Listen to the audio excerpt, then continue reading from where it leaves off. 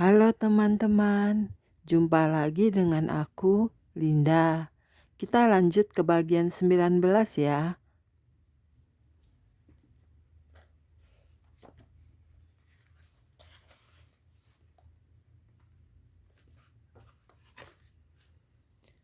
Oke, kita mulai. Bagian 19, Reuni Surgawi. Raja Daud mengetahui dengan sangat baik bahwa ketika anak-anak kecil meninggal secara prematur dengan alasan apapun, jiwa mereka pergi ke surga, di mana para anggota keluarga mereka yang percaya akan disatukan dengan mereka suatu hari nanti. Ketika bayi laki-lakinya yang lahir di luar ikatan pernikahan dalam sebuah hubungan perzinahan dengan Batsheba meninggal, Daud dengan sungguh-sungguh bertobat atas dosa-dosanya, dan Allah sungguh-sungguh telah mengampuninya. Karena Daud menemukan damai sejahtera di dalam pengetahuan bahwa dia akan menghabiskan kekekalan bersama dengan Allah, dan bahwa dia akan melihat anaknya lagi, dia dapat menghibur Batsheba dalam kesedihannya. Inilah kisah Alkitabiah dari peristiwa tersebut. Lalu Daud berkata kepada Nathan, "Aku sudah berdosa kepada Tuhan." Dan Nathan berkata kepada Daud, "Tuhan telah menjauhkan dosamu itu, engkau tidak akan mati. Walaupun demikian, karena engkau dengan perbuatan ini telah sangat menista Tuhan, pastilah anak yang lahir bagimu itu akan mati." Lalu Daud memohon kepada Allah oleh karena anak itu. Ia berpuasa dengan tekun, dan apabila ia masuk ke dalam semalam-malaman itu, ia berbaring di tanah. Maka datanglah kepadanya para tua-tua yang di rumahnya untuk meminta ia bangun dari lantai. Tetapi ia tidak mau, juga ia tidak minta makan bersama-sama dengan mereka. Pada hari yang ketujuh, matilah anaknya itu. Dan pegawai-pegawai Daud takut memberitahukan kepadanya bahwa anak itu sudah mati. Sebab mereka berkata, "Ketika anak itu hidup, kita telah berbicara kepadanya, tetapi ia tidak menghiraukan perkataan kita. Bagaimana kita dapat mengatakan kepadanya, anak itu sudah mati? Jangan-jangan ia mencelakakan diri." Ketika Daud melihat bahwa pegawai-pegawainya berbisik-bisik, mengertilah ia bahwa anaknya itu sudah mati. Lalu Daud bertanya kepada pegawai-pegawainya, "Sudah matikah anak itu?" Jawab mereka, "Sudah." Lalu Daud bangun dari lantai, ia mandi dan berurap dan bertukar pakaian. Ia masuk ke dalam rumah Tuhan dan sujud menyembah. Sesudah itu pulanglah ia ke rumahnya, dan atas permintaannya dihidangkan kepadanya roti, lalu ia makan.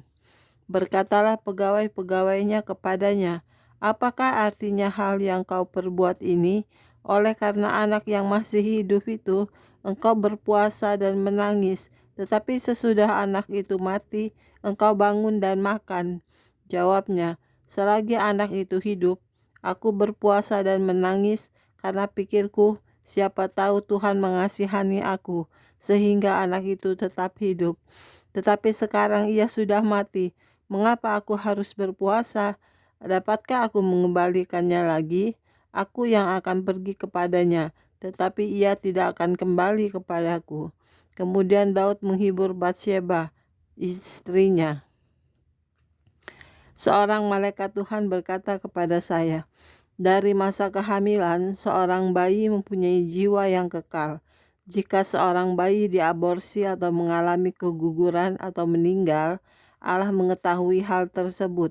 Dia telah mengutus malaikat-malaikatnya untuk berkuasa atas mereka. Kami membawa jiwa-jiwa kecil mereka ke surga, dan Allah melengkapi mereka. Tidak menjadi masalah jika seorang bayi diaborsi atau meninggal secara alami. Bayi itu diciptakan dan dibentuk dalam kesempurnaan oleh tangan Allah yang penuh kuasa. Jika orang tua dari anak-anak ini akan hidup dengan benar di dalam Kristus Yesus, ketika mereka kembali ke surga, mereka akan dipersatukan dan akan mengenal orang-orang yang mereka kasihi.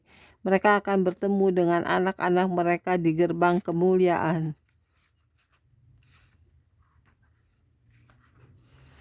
Menyembah di sekitar tahta.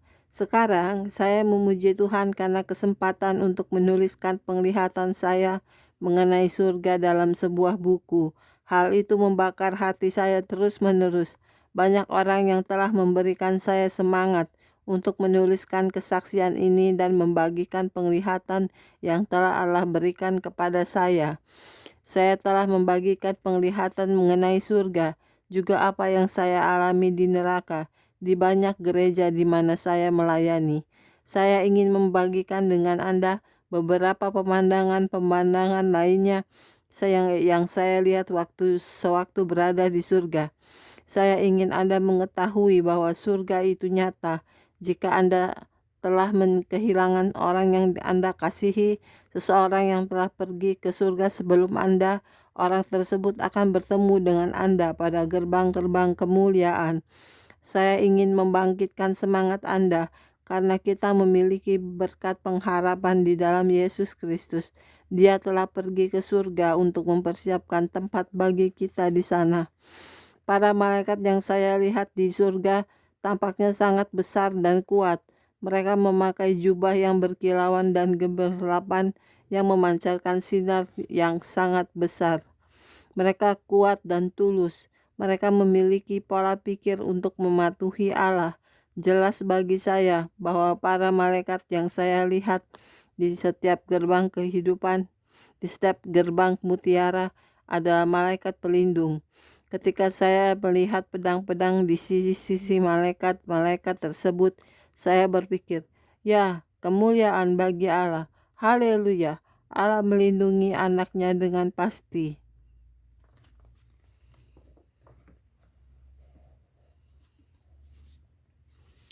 Oke, sekian dulu teman-teman hari ini videonya ya.